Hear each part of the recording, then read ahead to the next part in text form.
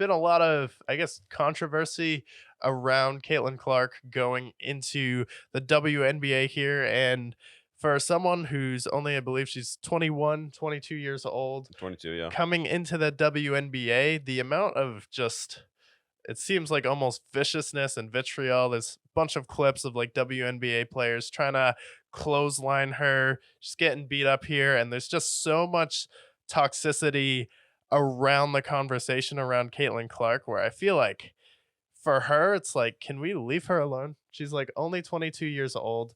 She led the NCAA in points, broke the record, broke the assist record as well, got to two Final Fours in the NCAA there. And now she's going into the WNBA, and the Fever for the first time sold out their tickets. There are bigger arenas being talked about because people want to see Caitlin Clark, and then it's just being made into this weird culture war issue.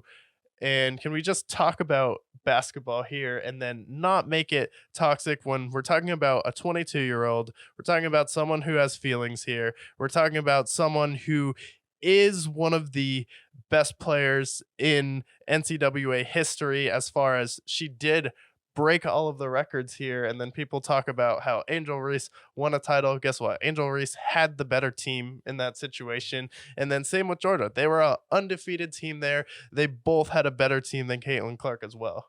Yeah, no, I don't understand this hatred either. For the WNBA, this is exactly what they wanted. This is what you would want for a league that has really struggled to bring attention to their league for the last 30 years of their existence. They've needed that Michael Jordan, Steph Curry, LeBron James figure. They'll sell them tickets, and they finally have that player there. Finally, they're no longer traveling on buses or traveling in coach flights. They now have their own private flights now, and their viewership has increased dramatically since then. Their ad revenues increased. When they go to renegotiate their TV contracts, expected to be much higher. So finally, they have their opportunity. And we're hearing comments from people like Jamel Hill who are saying the only reason why she's successful is because she's straight and white.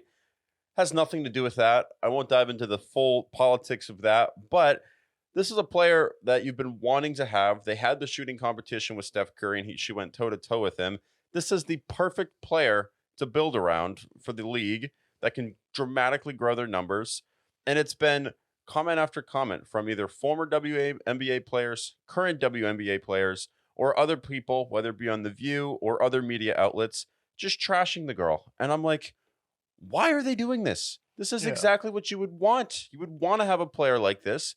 And I just don't understand the hatred for her. This is the best this is the best situation you could possibly be in. Am I wrong? Yeah, it's the best situation you could be in when you're talking about increasing your arena size because you have capacity limits and you have more fans that want to see the WNBA, and you should take this as a win, and you shouldn't try and spin this into a negative and drum up a bunch of controversy because you had all of this momentum, you had all of this positivity, and now it's turning into this toxic culture war issue where you have the View talking about it, and the View is basically for NPCs who watch daytime television. I'm not really sure who watches the View at this point besides airports and random people at the gym.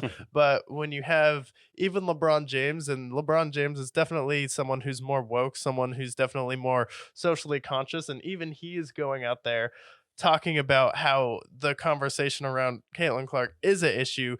He is supporting her. He is saying how this is a good thing for the WNBA. It's like, can we listen to LeBron?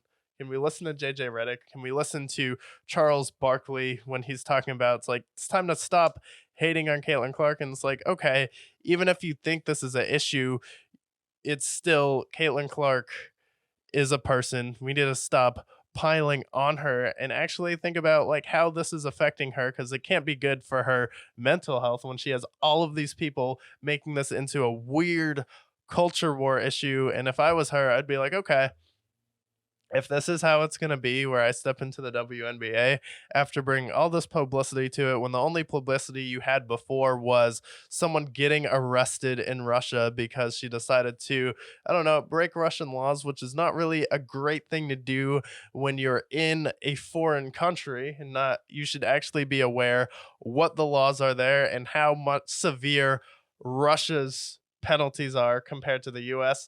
That was the only publicity you had before.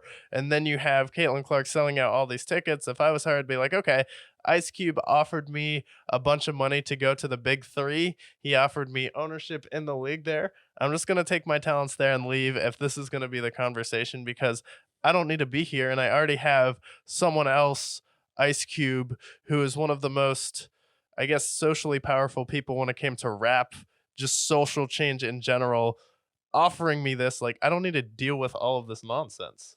Yeah, and that's the thing. She has leverage too. You mentioned the big three. I'm sure there's plenty of other leagues that she could go to and make substantially more money. The WNBA need her more than she needs them. So at this point, the conversation's got to change, or either we're going to see her break and we'll see her not live up to her potential, which would be devastating, or we're going to just see the WNBA crumble because of it. This is a prime opportunity for the NBA, the WNBA, to dramatically grow. And if they keep talking the way they are, they're going to fuck it up. Yeah, yeah. I feel like it just turns people off to it too, and it's like what Bill Burr was talking about with the WNBA. It's like, well, the problem with it is like we have like the WNBA. We gave you your own league, but you would rather watch something like The Real Housewives, where it's just a bunch of people talking behind each other's backs and like putting each other down. And this is exactly what the situation is like. It's a bunch of people kind of ripping her apart and putting her down. And this is why, I don't know, it's going to be hard for a league to thrive there, where it'd be like if Larry Bird came into the league and they're like, oh, well, viewership is up because of Magic Johnson and Larry Bird, which is like Angel Reese and Caitlin Clark here, but we're going to pile on Larry Bird because the only reason why he's popular is because he looks like an 80s porn star.